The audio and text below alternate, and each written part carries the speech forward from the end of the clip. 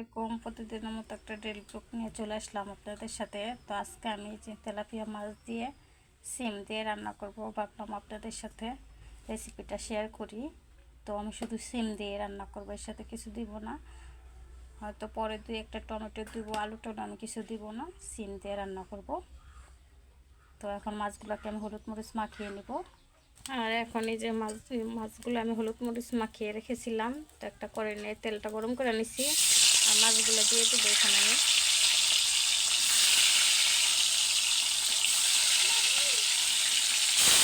তো সবগুলো মাছ এভাবে আমি দিয়ে দেবো। আর এই যে মাছগুলো ভাজা হয়ে গেছে, আমি উঠিয়ে নেবো মাছগুলো এখন।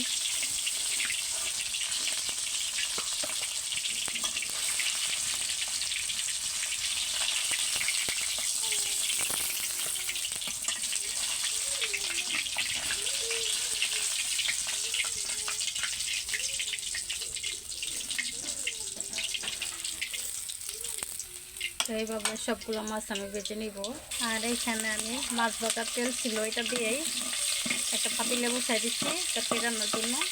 আর কিছুটা পেঁয়াজ কুচি রসুন কুচি দিয়ে দিচ্ছি। আর এখন এই জায়গায় আমি পরিমাণ মতো হলুদের গুঁড়া দিয়ে দিতেছি, মরিচের গুঁড়া দিয়ে দিলাম। তো লবণ দিয়ে দেবো এখানে আমি।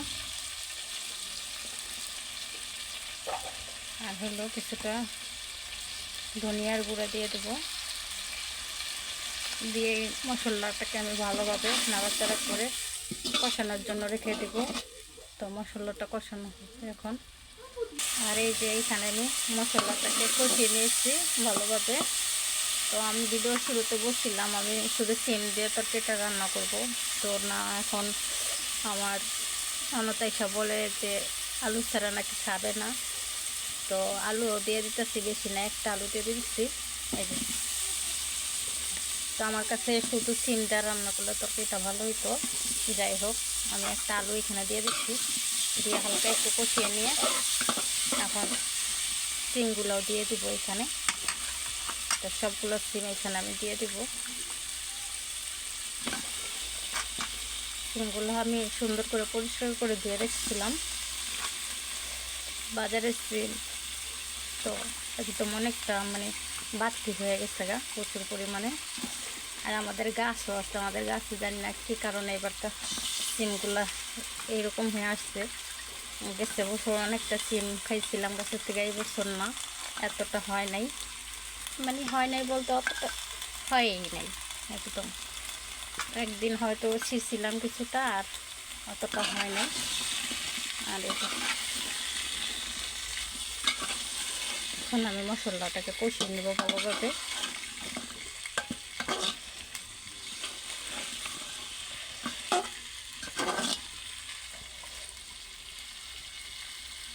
আর এর মাঝে আমি এই যে সিম আলুটা কষিয়ে নিয়েছিলাম। তো মাঝখানে একবার এটাকে আমি নাড়াচাড়া করে দিচ্ছি।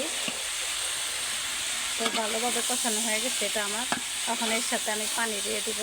দেখেন আমি ভালোভাবে কষিয়ে নিয়েছি, এখন এর সাথে আমি পানি দিয়ে দেব। তো পরিমাণ মতো আমি পানি দিয়ে দেবো এখানে।